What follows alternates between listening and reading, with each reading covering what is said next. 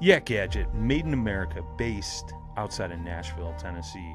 Yak Gadget offers all kinds of storage accessories, quick mount motor mounts, anchor systems, track mounted accessories, even paddles. Go to yakgadget.com and get your kayak decked out for your next trip out on the water. The 153 Bait Company, based in Troy, Ohio, make everything from plastics to custom painted hard baits. Hook 'em hard and hook 'em often. All of our baits are made to order and all of our hard baits are hand painted to order. So go to the153anglers.com to place your order today.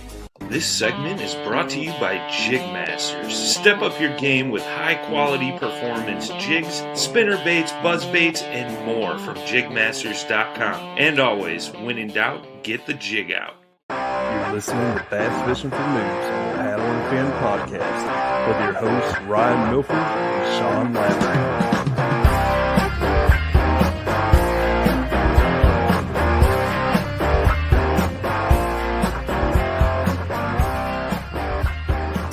Welcome back, everyone, to another episode of Bass Fishing for Noobs here on the Paddle and Fin podcast. I am your host, Sean Lavery. My co-host, Ryan, is super busy working lately, so he's going to take a few episodes off. But in the meantime, I'm going to keep things rolling, either solo or probably picking up some hosts here and there from the other Paddle and Fin shows. So tonight, though, I'm flying solo, but I do have with me a special guest, Mr. Mark Edwards. So welcome to Bass Fishing for Noobs, Mark. Hey. Mark has been on Paddle and Fin before on other shows covering some tournaments that he's done, but I think this is his first time on the Noob segment. So we're super happy to have you on tonight. And for those of the listeners who don't quite know you or haven't followed along with some of the kind of tournament scene, why don't you just tell everyone who you are, where you're from, and kind of how you got into fishing and kayak fishing and tournaments? Yeah, I'm Mark Edwards, and I'm from Pipestone, West Virginia, and I'm a very big competitor. I mean, I've fished a few Bass Opens as a co-angler, and I've probably fished tournament fish now for 22, 23 years. And I've been in a kayak. This makes my 5th year in a kayak, but I'm just really competitive, and I just love the challenge. It's challenging myself, a lot of it, you know, and that's what drives me, you know. And where I'm competitive, I don't like to lose. So, and I just like to catch fish. I mean, I just like to fish, and plus you get to travel. The kayaking is just so much cheaper, more affordable.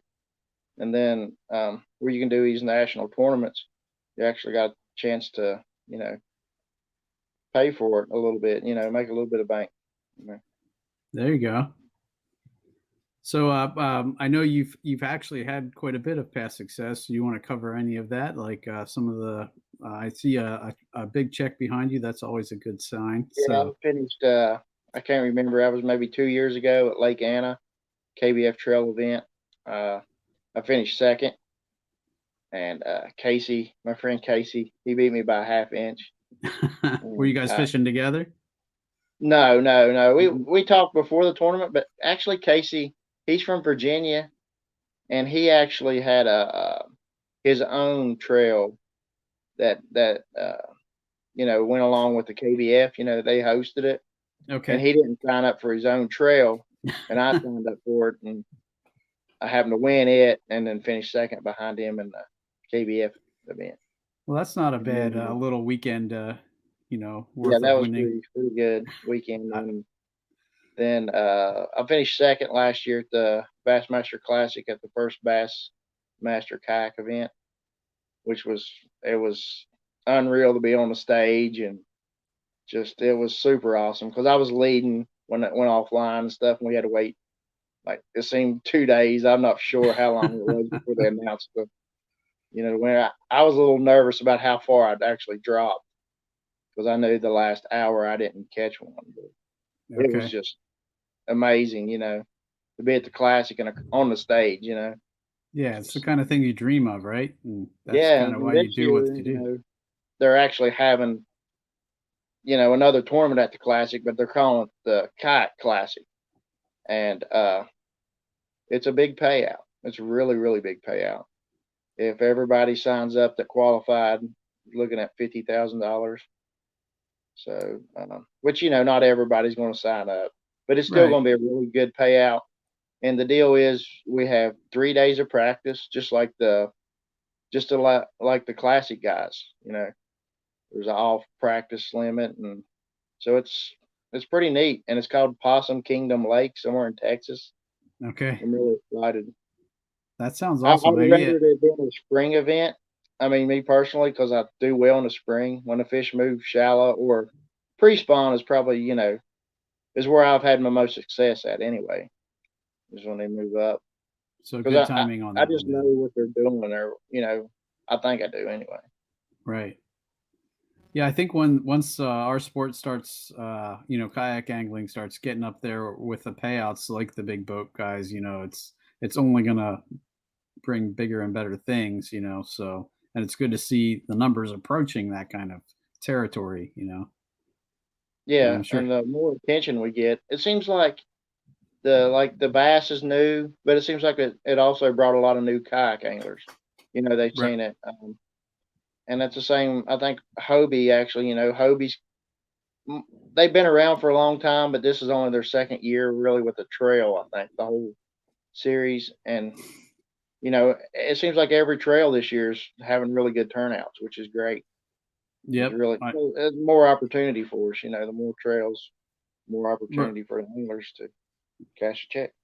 right, for sure. So definitely everything's trending in the right direction, I think. So it's exciting times for sure. Um, so I know we were, before the show started, before we started recording, we were talking about your Lake Murray event that you just kind of finished up not too long ago, and you actually did okay there as well. You want to talk about that at all? Yeah, this past weekend was it was a second uh, trail trail weekend of KBF, I guess you would say, because they're having two events every weekend. It seems like for their schedule. So I signed up for Saturday and Sunday, and Saturday I ended up finishing 14th out of 158, and Sunday I ended up going better, and I got fourth out of 128. Right. So So it was a real good paycheck. Yeah. and a lot of anglers looking at the results, I think I remember a lot of anglers really struggled. A lot of people Yeah. blanked. I So heard, yeah, that there was like 60 on day one blank or something yeah, like that's what I heard. I ain't looked. And I think then I remember hearing the same thing. yeah, that's a lot. So That's a so whole yeah, lot of fish. heck yeah, like half the field. So you know that the fishing's tough when that kind of stuff happens. But and for you to finish in the money, definitely is kudos to you. And I know you said on Sunday especially, you kind of broke out one specific technique to that was kind of working for you, and I think that's what I'd like to cover tonight. So um, you said that you actually caught most of the fish using shaky head, right? I caught every fish off Shaky Head. All Actually, the right. only thing I got bid on in Okay. both days, Saturday and Sunday. And like Interesting. Saturday, it was nine. It was probably 9:40 before I got my first bite, and Okay. it was just a struggle because I didn't have a good practice at all. And I went to an area that I'm not familiar with, but I did drive through there the day before, and I found a bunch of rocks, and there was just a lot of docks and stuff, and it looked like more water that I'm familiar with, with docks and a little bit of water clarity. I mean, it was 4 to 5 foot visibility. It was clearer than what I wanted, but there was no way to get in between there, that midsection that with the dirty water meeting the clear water. Okay. Yeah. Now, So I ended up getting my first bite Saturday on a shaky head off a dock that was it was an isolated dock, which is really good. I mean, when you find a dock that's on the main, it was a main creek off the lake, which this lake is huge. It's giant. And so the dock was probably in about the end of the dock was in about 13 or 14 foot of water. But the deal is with most of these docks on this lake, I think 95% of them was floating docks because I guess the water must fluctuate during the winter. I mean, it was Mhm. that summer pool when we were there, Okay. but it must fluctuate some. So, but all the docks had posts closer to the bank. So that's where I ended up catching my first fish was around the post. I had a walkway in a big square, probably about a 10 by 10 size area. And I skipped my shaky head up under there and caught the first one, and it was a real good. It was a 17-inch fish, which is quality. And but what was crazy is I broke my rod on the first hook set. Yeah, and I got the rod right here, man. It's just Yeah. Oh man. anyway. Yeah, it just snapped, man. So I got the fish in, and then this actually isn't my normal shaky head rod. I just thought that they would eat more crankbaits, before I got down there, and I Right. really tried hard to make that work, and it just didn't work. And then once you get bit on something, you better, try, roll with it. So I had a shad rat on the rod that I normally throw a shaky head on, which on a shaky head, I prefer a medium, um, a 7 foot medium. Okay. If I'm skipping docks like that, I mean, a 6.6 is probably better out of a kayak. It's easier to skip a shorter rod.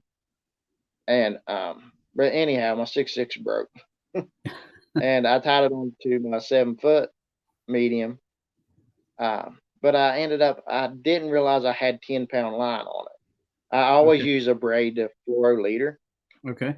and I always usually use 12-pound sunline, Okay. and I've even used 14 a bunch of times. And I use 15-pound braid, 15 to 20-pound braid Wow. most of the Okay. time. That's Yeah, I that's mean heavier it than what I've you heard don't- for shaky head, but depending on water clarity and stuff, I'm sure that makes a difference. So well, back home here, I fish a lot of clear water, and I think a lot of people, I don't know, I think they overthink it. okay. Personally, I mean, I've had no problems with the 12-pound line all the time. Okay. And if I'm fishing really, really heavy cover, or if I'm fishing like Chickamauga or somewhere that in Gunnersville, we fish Gunnersville. Yeah, I'll use 14 Interesting. if Okay. need be. But okay, I had the 10-pound line on there, and wasn't thinking. I just tied that shaky head on there, and actually Right. caught another fish on the other side of that dock. So I've got two fish, and I hadn't had a bite in 3 hours. So now Right. I got two fish, and I'm like, all right, I'm on to something. So I trolled around the point. Is a main point in that creek, and there was just a pocket there with some docks lined up. And the second dock I come to, probably not 20 minutes later, I catch a 16, which is another quality fish. And I ended up having a limit there, and probably another hour. I had a limit. I just couldn't cool up on Saturday. I think I had 7 or 8 bites, and that was it. And Okay. I ended up getting 7 fish in a boat. You know, But when a lot of people blank, that's you had yeah, at yeah, that yeah. point. It's Did still a good you day. right? And Had it you was the key was too is getting it in the shade. I was, with the kayak, instead of fishing the front of the dock, I would actually go to the bank or, on the other side of it and cast where other people wasn't casting. And plus the way them walkways was, I don't think a lot of boats was hitting them walkways. They just kind of fished the front of it or maybe make a long cast trying to get up under there, but they don't go in between the docks and do what I was doing. Kayak is very maneuverable, and with a torpedo on my 12-foot Titan, my native Titan, I was able to cover a lot of docks like that. okay? And then after a while, I could look at the docks, and I was actually skipping docks if it didn't look right for me. If it didn't have enough shade up under it, then I didn't even fool with it. I know you mentioned that there was a lot of floating docks. When I fished Deep Creek Lake in Maryland, and they had a lot of floating docks, but they were the docks that it's mostly barrels, and it's Yeah, kind of hard to skip under. Um, But so would you just go back and target the walkways, or weren't those kind of floating docks? Yeah. They didn't have barrels. They had the black plastic, Yeah, yeah, yep. Yeah, they're actually made for the docks deal. But yeah, them kind of docks, you have a small crack, in a couple areas if you're really good at skip. I mean, I've put the bait in there a few times, but I never did. In 2 days of fishing, I caught one fish in front of the dock. But Okay. I made cast to everyone I come to. I would make a cast there and still be using my motor. I'd make a cast and use my motor as I'm going to the inside. But on the inside of the floating dock, where the only way you could cast if you was towards the bank casting to it, Yep. is where I caught a lot of fish. I caught a lot of fish there, and then if it had poles in at least 4 or 5 foot of water, now some of them was deeper, but I didn't fool with much of them in the very backs.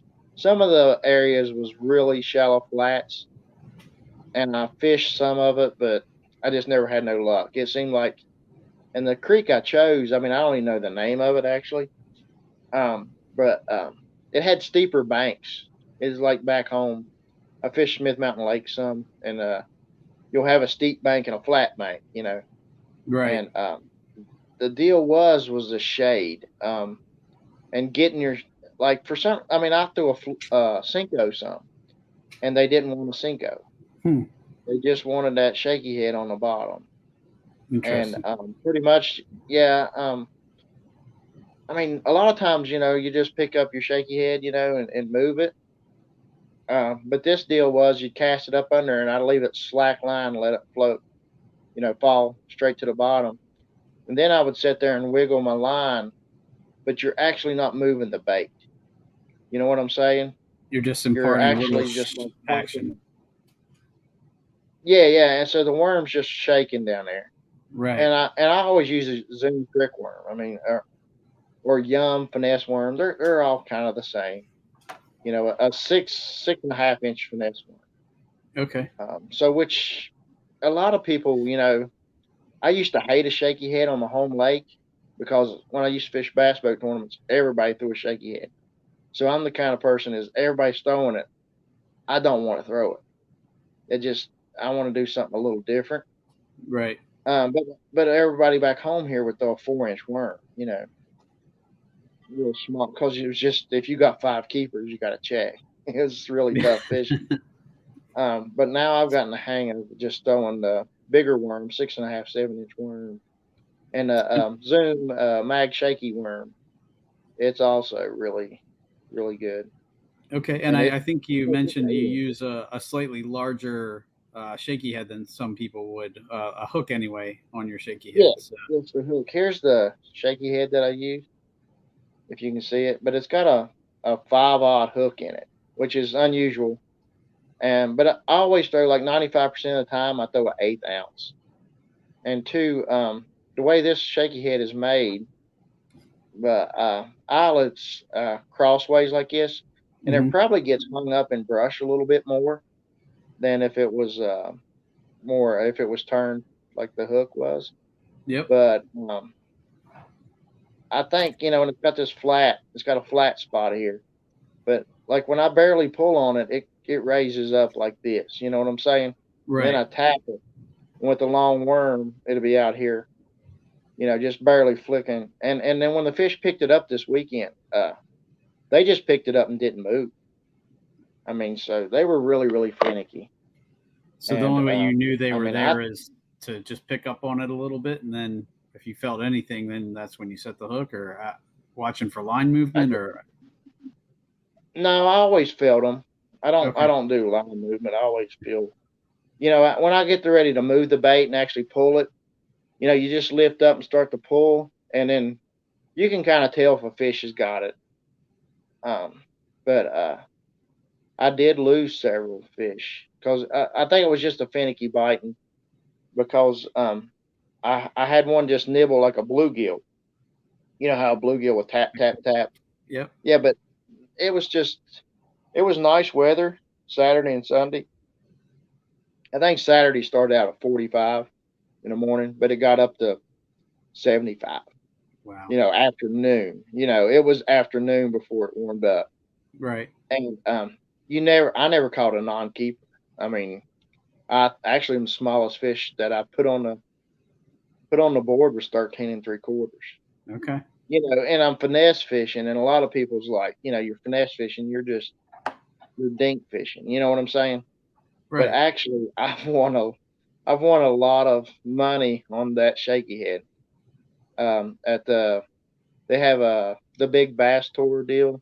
Hmm. It was Oakley at one time. They just different sponsors, but it comes to Smith Mountain Lake every year. And out of 2 years I done it back to back years, I cashed 4 checks, and 3 of them was on shaky head. Okay. So you know what I'm saying? I still caught really big fish, and out of all them fish, they were all over 4.5 pounds. So Yeah. it Yeah. wasn't No, like catching little fish. my co-host is definitely the power fisherman between the two of us. I'm the more of the finesse guy, so that's kind of why when he isn't always here, then I've been focusing on guests and finesse techniques because that's a little bit more of my comfort zone. Whereas he's more of kind of on the power end and will fish finesse if he has to, but he generally leans towards the power fishing end of it. But would you say that you are more of a finesse guy or a power guy, and then go to finesse when you have to? I'm into whatever they want to bite. Okay. I really am. I had 12 rods. I had 12 rods both Oh wow. days. Okay. Yeah, I have a lot more tackle, on board than most people, and they do get in the way. But I know that. But I like the idea of something crosses my mind, I gotta try it for a few casts and get it out of the way. A lot of time, like Sunday, I didn't even use half my rods. I don't guess. But I caught a 19 early. I knew where a brush pile was, and I caught a 19. I fished the brush pile. I started on that brush pile the first day and didn't get bit, and it was just a perfect place. And the second day I started on it, and I was working the brush pile and nothing. I mean, I threw a jerk bait over top of it. I threw a spinner bait in there, and it was really good spinner bait and jerk bait weather. I mean, it was kind of foggy and stuff. Not a real Hmm. bright sun. Early, Right. and the fish just wasn't chasing bait. I couldn't get no moving bait, chatter bait. The stealth blade, I've done really well with the stealth blade. Interesting. I And haven't heard too much about that one yet. yeah, it's kind of it's not got out, but I'm into whatever's new. I'll try it.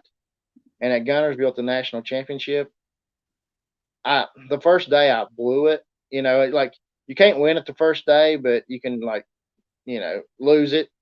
And I had I had a limit. It was 70 some, low 70s. But what I was planning on, I was hoping to get 80 inches. I wasn't on the winning fish. Practice, I caught fish, but I never did catch anything big in practice. But I caught a lot of 16s, 16-ish, and I was hoping I could get 80. And I was catching them all on the stealth blade. Okay. Just because Gunnersville, I mean, how many chatterbaits has Gunnersville probably seen? Right. Lipless crankbaits and stuff, around the grass. But that having something a little different like a stealth blade, it's just half the vibration, I guess, of a chatterbait. Okay. And it's still a key to put a different. The trailers is a big key, I think. But anyway, I did really well with, the first day I struggled, but that's what I did well in practice. And then I moved to my better spot day 2 and 3, and I got like 80 inches on day 2, and then day 3 I had one of the biggest bags. I had like 87 something. And it was fun. Yeah. But That's I awesome. finished first one out of the money. I actually tied for the last check. He beat me by a tiebreaker. That stinks. But still, that's a yeah. pretty good showing. So, yeah, so I just think that like a lot of times if you they'll eat a chatterbait and stuff at them lakes, they just see a lot of them. But if you throw them something just a little bit different, and I guess, this stealth blade might not get out to be very popular like a jackhammer. I mean, the jackhammer right now is one of the most popular baits out there. Right. And actually, I don't think a whole lot of guys done that well. Not very many people caught a lot of fish at Murray, to be honest with you. Mm-hmm.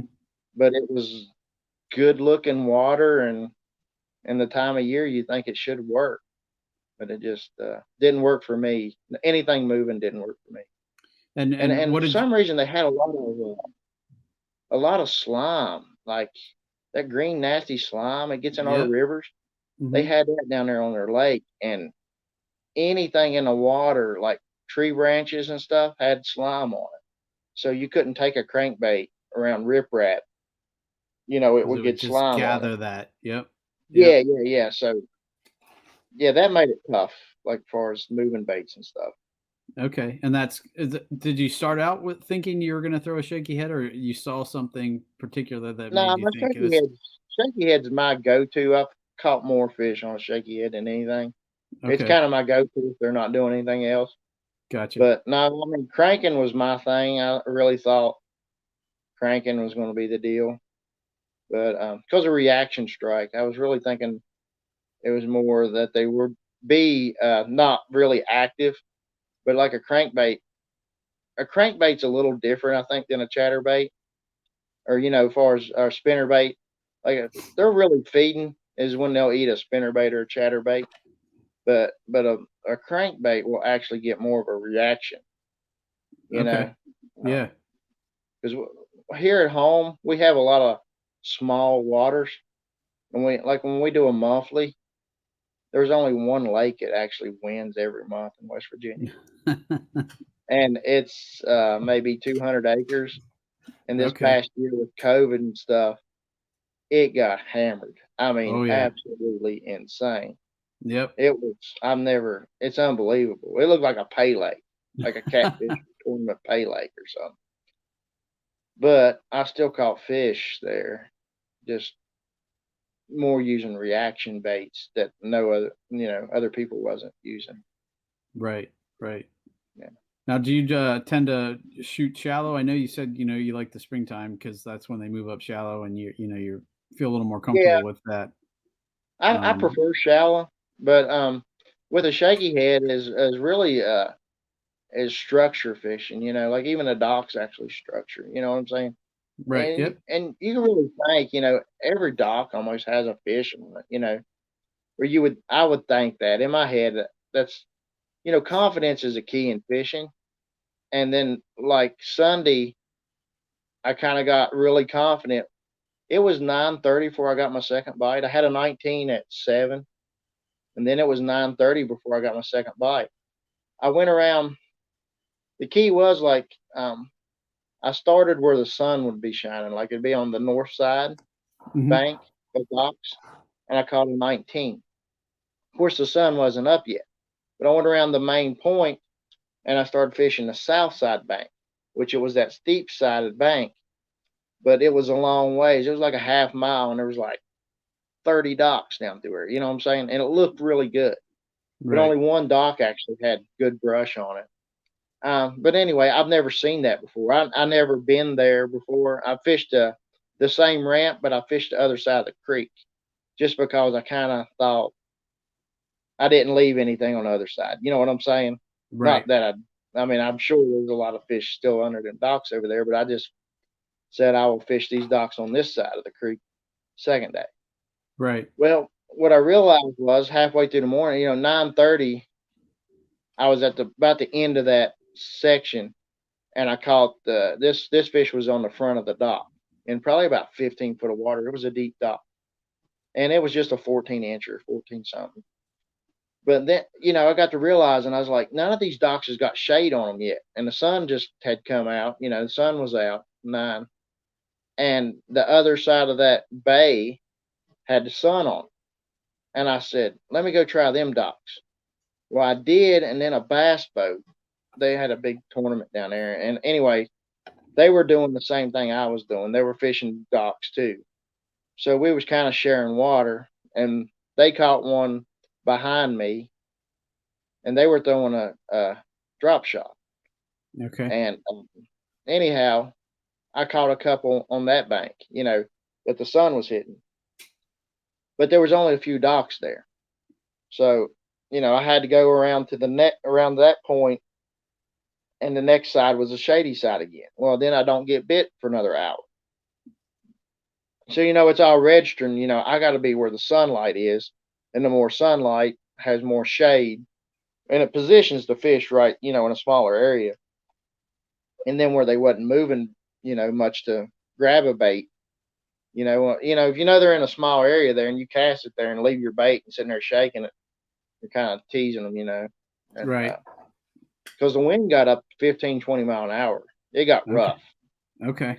And I was actually on the last set of docks on that side of the creek, and I had needed one more fish, and I got into a bad section there where I told you earlier I had 10-pound line on that pole, and I'd forgot about it being 10-pound line until I ended up breaking one off, and then I just didn't think nothing of it. Retied, another shaky head on, and was using it, and I lost a couple others because there was a where the poles was, there was cross members, wooden cross members, Oh yeah. and all these, that lake's an older lake, so all these docks were older.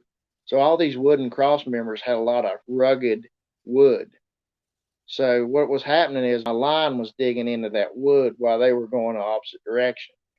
Okay. And it seemed like almost every fish I caught was like females for some reason. They were all fat. I mean, I don't know, you don't know if they're all females or not, but Right. they were all fat. They all had and a lot of them looked like they were ready to bust. I mean, they were ready to, drop eggs or something, Right. I don't think they were that ready to spawn yet, but they were just healthy fish. But I realized when the wind got up and I was in that pocket, and it was about a 14-inch fish I'd hooked, and it broke my line around one of them poles, and that would have been my fifth keeper. I said, "You dummy!" I said, "You got that stupid 10-pound line on where you was cranking with that pole." So I just had learned the FG knot. I've always used the Alberto knot just because it's easier, and I tried the FG a few times, and man, I just couldn't get it, But this off season, I made up my mind and I got it figured out. And it took me about 10 minutes on the water to tie it the first time on the water, without doing a video and all that kind of stuff. Yep. And it was a good knot and all that. And I put 12-pound line back on there. They wasn't very many docks left. And I had a chip for my fish finder, but I didn't have it with me like a dumb. I ended up messing up. So I had to look at my phone to know if there's any more docks on this side of the creek and all this kind of stuff. Well, I only had a few docks left, and so I spent about 20 minutes on this one dock because I knew it had a fish under there, but the wind was 15 or 20 mile an hour. And I got a bite. I think that was one of the reasons I stayed so long too. I got a nibble when I first got there, and then the waves were so big you could not skip. I mean, it was insane. And then my torpedo got tangled in some carpet. It was just awful mess. Oh man. Yeah. And you ain't got a limit, and you know what I'm saying. It's just You're frustrating. so close, right? Yep. Yeah, and you're losing fish, and then so anyway, I put my time in there and I got my fifth keeper. And I said, got no more docks. You know what I'm saying? Yep. That's all you got. And I said, I was about straight across from where I finished up the day before. Just this creek was on, it was literally a half mile wide. I mean, that's how big it was. It was huge. Okay. Wow. And it was 1:00, and I mean, this was a good deal. Like the check-in was 4:30, and the last cast on the tournament was 2:30. So I had 2 hours to make it to check-in, and I was roughly 45 minutes away from check-in. Okay. So I took a chance and went the opposite direction of the truck across the creek.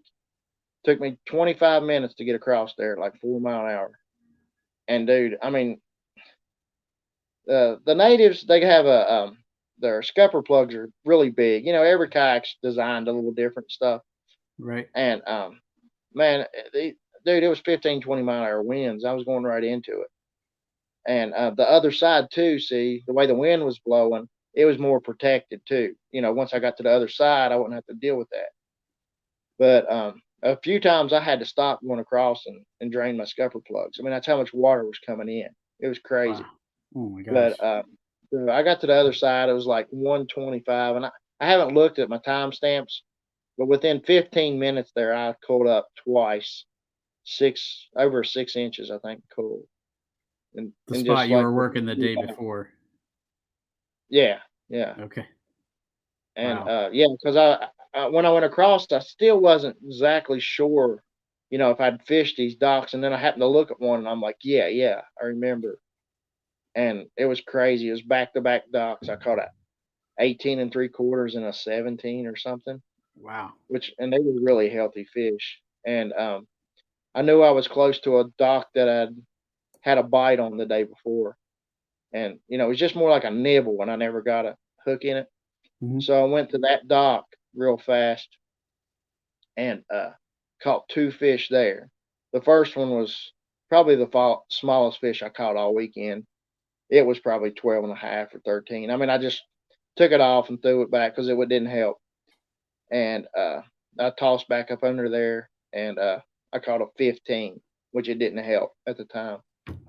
But I knew I was. You get all that confidence when I could look at these certain docks that had all these poles and the more shade. I would just go driving by other docks. You know what I'm saying? Looking for that Right. right dock. Right.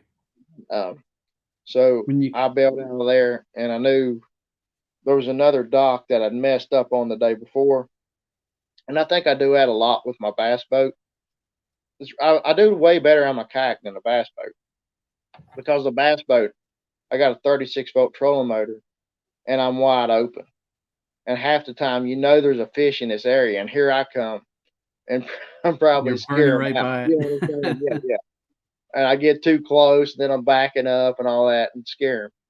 And for some reason, I mean, a lot of people might complain about that torpedo being loud, but the fish doesn't. I don't know the deal. It is loud to us, but the fish doesn't bother them as bad as what I've noticed, like my bass boat trolling motor. My bass boat trolling motor scares the fire out of them. Interesting. But the torpedo, I don't know. I've actually, the first day I was on like half throttle and cast over into a tree and caught my last keeper. And I mean, I'm driving right by the tree, and all of a sudden I get a bite and set the hook. And I mean, I'm fighting it right by the kayak, and I'm like, gotta, put it in neutral Dial it back. and Yeah. get the fish out of the tree. It was kind of stuck in there. I was already drove by it. I don't know what the deal is, but anyway, it doesn't scare him as bad. But I got to that last dock at 2:23 and made one cast and got a bite. And I set the hook, and I had him hooked for probably 3 seconds. I mean, I don't know how big it was, but it was wrapped around the board, one of the cross member boards. And only thing you can do is just keep tension on it, and hope they swim back. Right. And I just had tension on it, and it just actually, come loose, and then the shaky head sticks right in the board. And next thing you know, I got to go over there and get it out. So the dock's, blowed out. And the tournament was over for me then, I mean, time was up. And it was actually 35 minutes from there to the truck or something. Okay. Yeah. So then you just had to kind of sit and wait and see what else was going to roll in while you knew what you had, but you're never sure what everybody else has. Yeah, 3:30. They gave us the 3:30 to load fish. I mean, it didn't. Once you have a good day like that on the water, I mean, I knew I was close to second. I was only like an inch out of second. Mm-hmm. And I mean, if I felt like I had 30 minutes left and I could have went back, a few more docks up, maybe quarter mile up. If I had 30 more minutes left, I could have probably cooled up. I felt I could, but you never know. That's a good time of the day there. You got 86 inches, somebody beat you, and it is what it is. Right. You had a good day. You've had a good day, right? But that's not a bad time of day to be culling fish either. So No, and you got to give a shout out to Cody. I mean, Cody he had 94 inches up at like 9 o'clock at morning. I mean, 92 and 3/4 won the day before, and you're like, daggone Cody, come on, And but congratulations to him. And then I never knew until I heard Chad at the awards, saying that was the biggest, and I didn't know he'd had over 102 inches. I didn't know he cooled up again. That was pretty much insane. Crazy. I mean, you dream of that, Oh yeah, that's the days that you hope to have, and when it lines up, when the stars align, and you get that day on tournament day, that's that's how Yeah. you end up doing well. So. And here's the worms green pumpkin's my go-to, which I still got them all in the truck, but the Zoom trick worm, man. This is a watermelon red. Mm-hmm. I'm a big Can't- watermelon fan.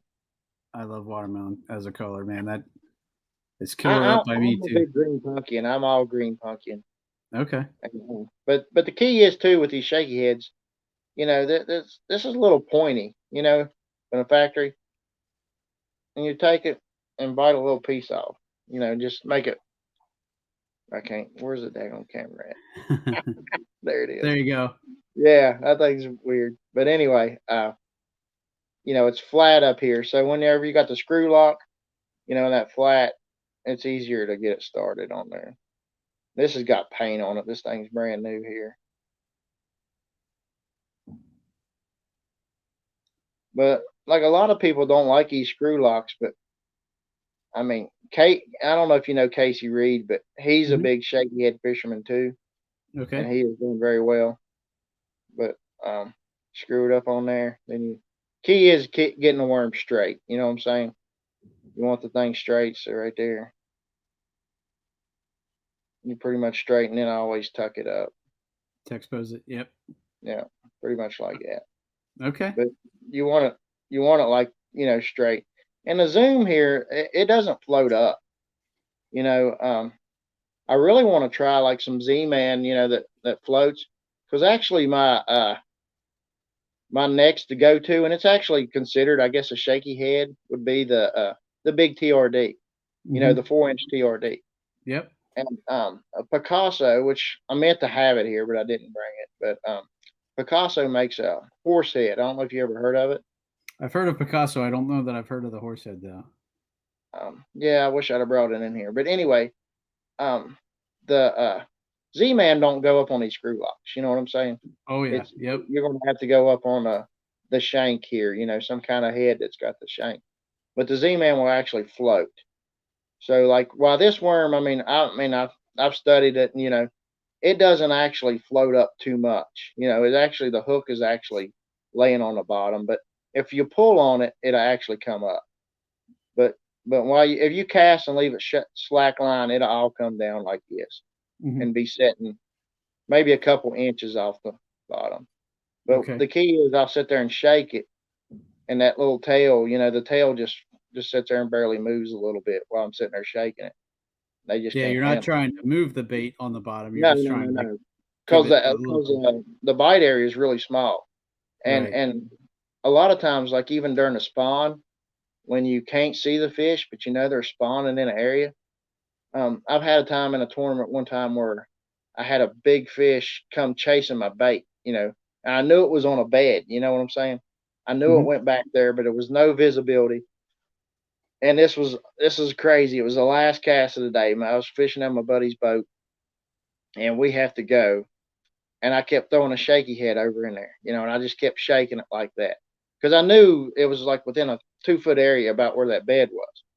Okay. And anyway, it was big fish of the tournament. Like she bites, and he's done lifted the trolling motor up, and his eyes was big. I said, I got her, and he's like what? And I'm just like, dude, get the net. I got her. And she had bit, and it weighed almost 4 pounds. Wow. And we won big fish. Awesome. And yeah, but these little, I think they're really underutilized. You know what I'm saying? I don't think people just consider it finesse, and there's a lot of people say, I ain't using no fairy wand. And, I don't care. I'm the same won. way. I've heard it Yeah, a million times, but I will not give up my finesse game because that's what works for me. So yeah, and a Ned rig will catch big fish.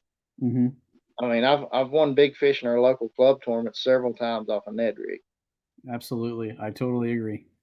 Yeah, and actually, that's a bait back home here that I use a whole lot, but I get aggravated to pick it up because you'll catch so many fish off them.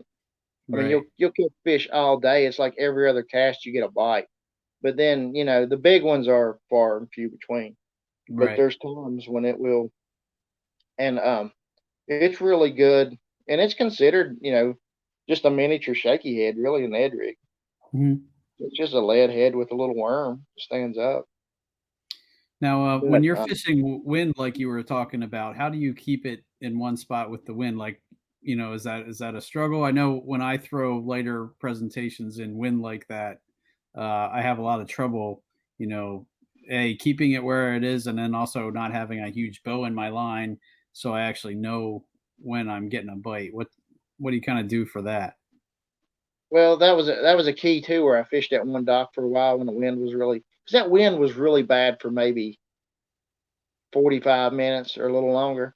But Okay. I faced the kayak in the wind the whole time. You know what I'm saying? I faced the kayak in the wind, and I was on the back side of the dock. The wind was hitting the front side of the dock, and I was on the back side of it and Okay. skipping it up under there.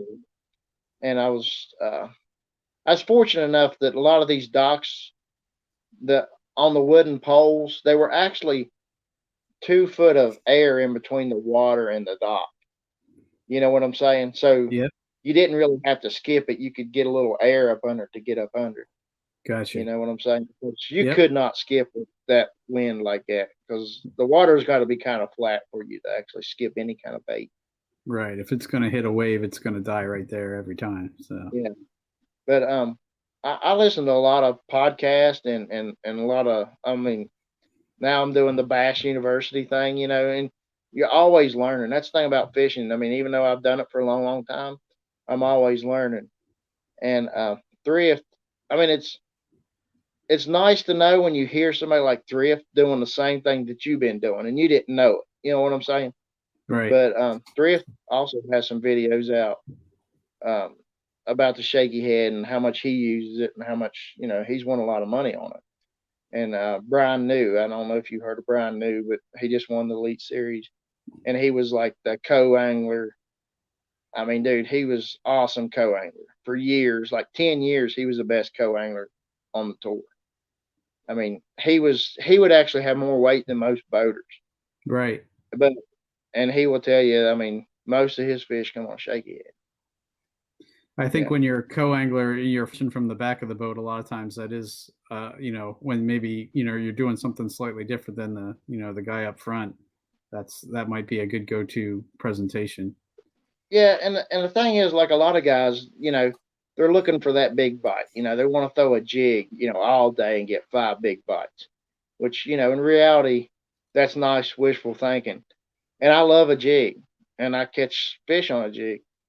Uh, but not all the time the jig always produces the biggest fish. It don't for Right. me.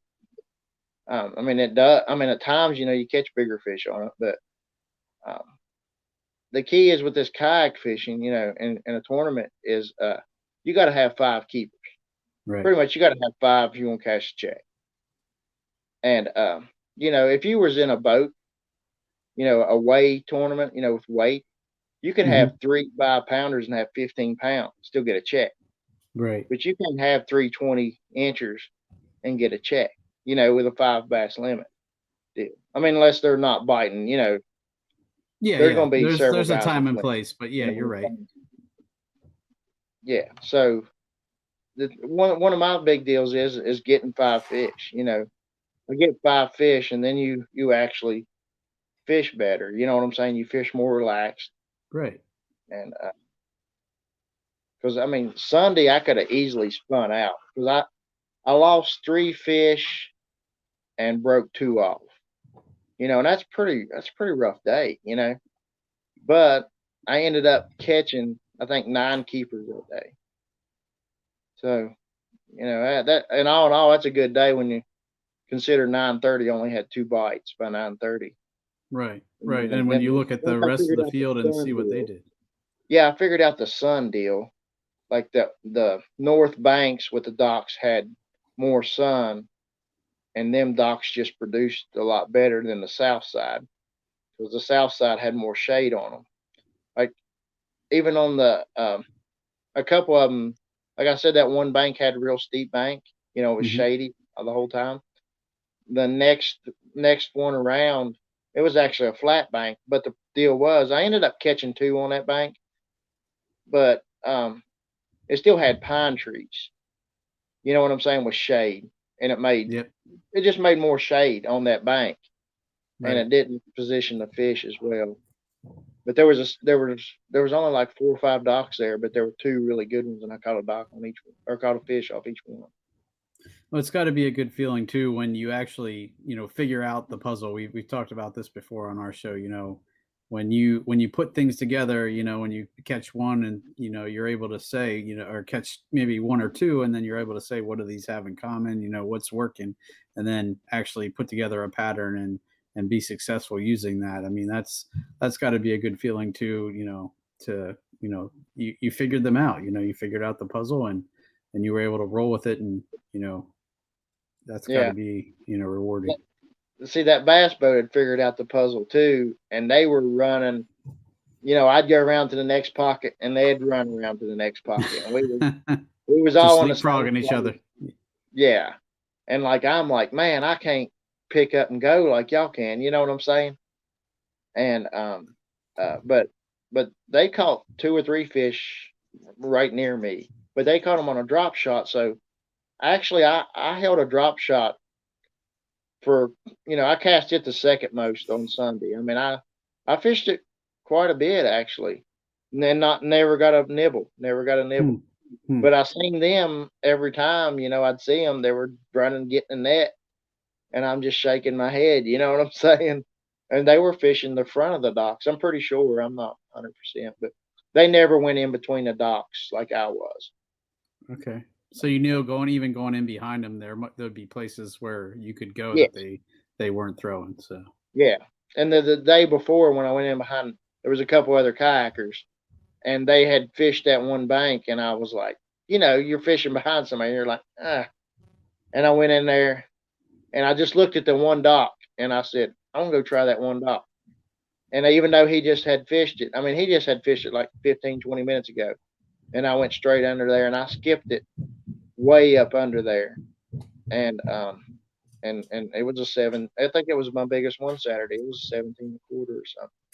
that's always a good feeling too when you go and follow someone and catch the fish that they missed. So Yeah, and then you meet them back at the ramp, and they had an awful day and didn't catch anything, and then you're trying to load up to get to the meeting, and they're like, "What'd you do?" And I said, I'm like, I was like 10th or 11th, before, because you had the 3:30 to load your right. fish, Yep. so it gave you time to do, which is really nice, because there's times when the schedules have been a lot tighter, and it's kind of dangerous. You're trying to load up and then drive 80 mile an hour to a check-in, and While submitting your fish on the phone. I always, if I got service, I like to not, Not sandbagging. yeah, you can control your variables, and I like to get rid of it, because Right. I got a bad memory. I'll forget about it. Right. Or you never Yeah. know when something dumb might happen that you just end up not having signal, or Yeah, God and forbid. our clubs around here, they didn't use Tourney X, and Tourney X with that live well feature is awesome when you don't Right. have cell service, Hmm. and we'll fish these rivers locally around here, and you'll have 50 fish days. You know what I'm saying? And it's, oh man, it's so aggravating. You got to go through 25, 30 fish, and you're like 11 and a half, 11 and 3/4. I think, you think you got 5 or 6 over 12 inches for today, and you're trying to find them. You know what I'm saying? Yep. I know exactly what It's you mean. it's a struggle. But I think we got all our local guys now on Tourney X, so that's a good deal. Okay. Okay, cool. Yeah, we For our monthly Noobs tournament that we run through TourneyX. So I've used it quite a bit, and I agree. There's definitely some cool things about it. Makes weeding through, instead of having to try and dig through all your pictures and figure out what's what and which ones you want to submit and send. It definitely makes it super easy. So. Well, we are getting on near an hour here, so I guess we could probably start to wrap it up. Uh, do you have any sponsors or anything you want to shout out to? Yeah, I'd like to give a shout out to Fishing Online, and man, they've believed in me since I started this kayak fishing, and they support a lot of local. You said you're from Pennsylvania. They're actually They in are, Pennsylvania, yep, and they're a big they're the sponsor of my best. local club, Kayak Anglers. So Yeah, definitely, I'm and super familiar with them. they sponsor all our local clubs also, and Dakota Lithium batteries. I mean, I got on board with them last year, Cool. and 11-year warranty. They got the best battery, and they support the kayak fishing. And a native watercraft. I've been in a native now for it's the only boat I've ever owned. Actually, before we stop too, Dan told me I had to ask you about your goat. yeah, I fed him today. He's something else. You have a one-horned goat, is that correct? Yes, and he's mean. I don't think a girlfriend would cure him. He's something else. Yeah, my neighbors gave it to me, and I see why they gave it to me now. They had a little, yeah, they got kids, and they thought, we'll get us a goat for the kids and stuff. And yeah, they're like, hey, you want this goat? And actually, I own some property, and it's a little hard to take care of, with tractor and stuff. So I said, yeah, I'll get a goat, like a brush hog. I used to have goats. I used to have like 8 or 9. Okay. And so now I just got the one-horn goat that's meaner than shit. Well, Mark, it's been awesome having you on the Noob Show. Definitely have to have you back again sometime. We can go over some more of your tips and tricks, because it was awesome having you teach us about shaky head fishing. So I appreciate it. Yeah. And something else I do too, I always dip my worm. I mean, I don't know. To me, I mean, I love the dip and die. To me, it makes a difference. I mean, it's something, I guess, up here in your head, but it does seem to make a difference to me. And I have noticed in the springtime, and plus when them fish are finicky, and there's a fish up under there and your bait's sitting there, every little bit helps. And especially when they're putting it in their mouth and not really eating it. I mean, a lot of times they'll put it in their mouth and not move. If you throw a Cinco, they'll swallow it, a whole lot. So the garlic scent that's in the dip, man. I mean, I think you get a few extra bites, and the whole key is, you're getting 5 bites a day. Right. So if it matters 1 or 2 fish during a day, that's a big deal. And I've experimented with that a little bit too. Spike it, I've used, and it's weird because I can have. I bought like some yum dingers that were Senko style, with a chartreuse tip. But then I also used and they're green pumpkin with the chartreuse tip. But then I also used a green pumpkin that I just dipped, and the dipped ones worked a million times better than the ones that just had a chartreuse tail on them. So it had to be the scent that was the difference. I think the scent is huge, and it's something that a lot of people don't do. I have done it in the river and be on a real good jig bite, and like they'll at certain times in the river. I live like 10 minutes from the New River, and at certain times, man, you can't beat a jig, and a lot of times they'll hit it and spit it back out real fast. If they're doing that, I can put scent on it, and absolutely they don't let go as much. They really don't. They hold on. And I've had some really good days just throwing a jig all day, bait caster, and just power fishing the river. I mean, which is rare. I mean, a lot of guys don't do that. But Right. Well, I live about 15 minutes from the Susquehanna, so I definitely know what fishing the river is like. So definitely some good times I've had out there. But well, anybody else you want to give a shout out? Any social media, or where can people find you or follow you? Instagram, on Facebook, man. I've been getting so many requests. If I don't know people, I really don't add them much anymore.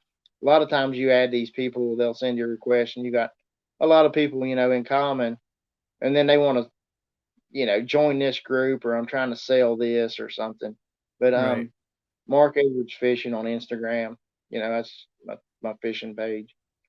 Okay. And unless you want to give me some money sponsorship, you can send me a Facebook request. There you go. You got to keep the lines open a little bit anyway. Yeah. Well, Mark, thanks again, man, for hanging out with me tonight and chatting. It's been a pleasure, and we'll definitely have you back on again if you're cool with that. So, I'm fine, man. I enjoyed it, and thanks for the opportunity. no problem, brother. So, guys, thanks again for listening. This has been the Bass Fishing for Noobs segment on the Paddle and Fin podcast, where we bring you the techniques, the tricks, and the tips to help you rip more lips. Good night, everyone. Thanks for tuning in to another killer episode on Paddle and Fin. Don't forget to go check out our website at paddle_and_fin.com. Don't forget to check out the YouTube channel at Paddle and Fin. If you got a question, comment, want to hear from a future guest on a future episode, feel free to email us at paddle_and_fin@gmail.com. Don't forget to follow us on social media at Paddle and Fin on Facebook and Instagram. Shout out to our show supporters, Angler. The Angler button and app just makes for a better time on the water and creates a virtual logbook for every fishing outing out on the water. Shout out to Rocktown Adventures, located in Northern Illinois, for all your kayaking, camping, and hiking needs. Shout out to Jig Masters Jigs. When in doubt, get the jig out. Go to jigmasters.com